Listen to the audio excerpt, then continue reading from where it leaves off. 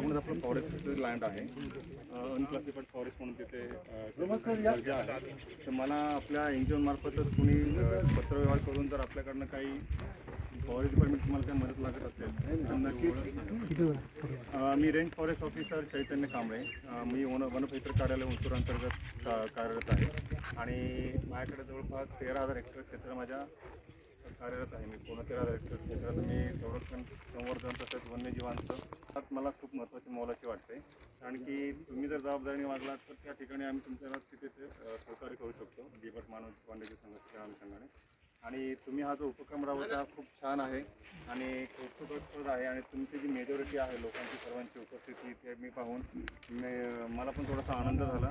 आणि यापुढे तुम्हाला कुठल्याही प्रकारची वन विभागाकडनं कोणतीही सहकार्य हवा असेल मी निश्चितच तुम्हाला मदत करेल. आई बांकाई देवीच्या आशीर्वादाने आणि समस्त ग्रामस्थ मांजरणे यांच्या सहकार्याने ग्रीन विजन फाउंडेशन उसूर, वसुंधरा अभियान बानेर, सह्याद्री शिवभूमी चॅरिटीज आणि शिवनेरी शिलेदार या समूहाच्या वतीने आणि रमेश डुमरे साहेब यांच्या संकल्पनेतून साकार होणारा हा प्रकल्प आहे.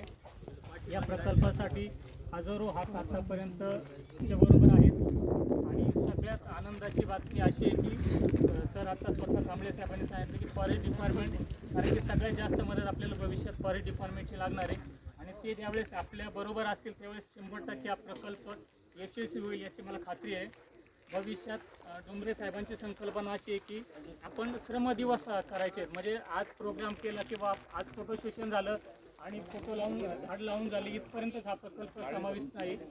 तर भविष्यात आपल्याला दर रविवारी आपल्यापैकी जे पुण्याचे असतील, मुंबईचे किंवा स्थानिक पण असतील तर दर रविवारी आपण विविध प्रकारचे उपक्रम राबवणार आहेत. त्याच्यामध्ये आपले कोणाचे वाढदिवस असतील तर मला वाटतं या ठिकाणी जरी रविवारी नाही मध्ये सोमवारी मंगळवार कुठल्या दिवशी वाढदिवस असतील तर या ठिकाणी आपण झाडं ठेवलेत. प्रत्येकाने इथं यायचं, ते झाड लावायचं आणि त्या झाडाचं संगोपन करण्याची पण जबाबदारी घ्यायची.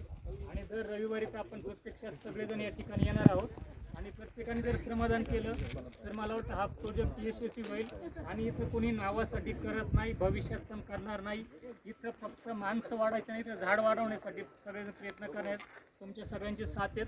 आणि सगळ्यात जास्त म्हणजे आमचे मोहन दादा असतील, या सरपंच मॅडम असतील, प्रोफेसर मॅडम यांनी सगळ्यात जास्त सहकार्य केलं. आज सकाळपासून हे चहा वाटण्यापासून आपल्याबरोबर आहेत. त्यामुळे त्या ग्रामस्थांचं सगळ्यात जास्त अभिनंदन आणि तुमच्या सगळ्यांचं अभिनंदन.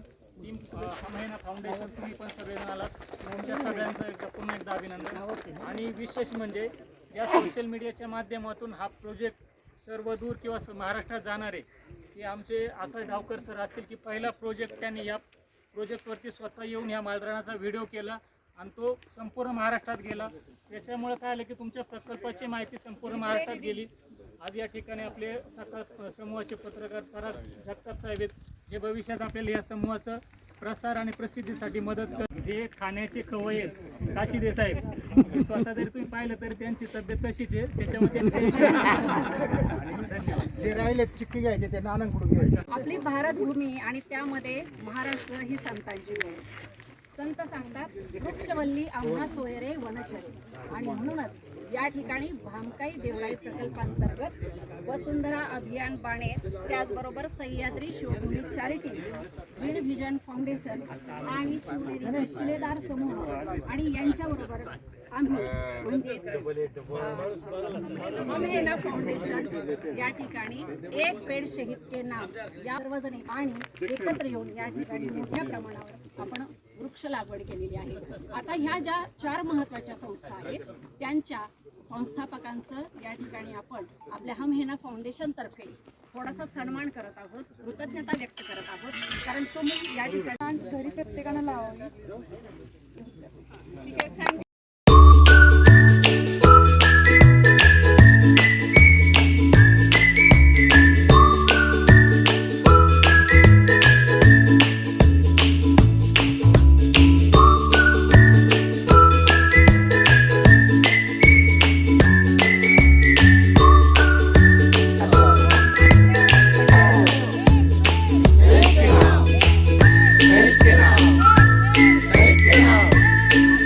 Yeah.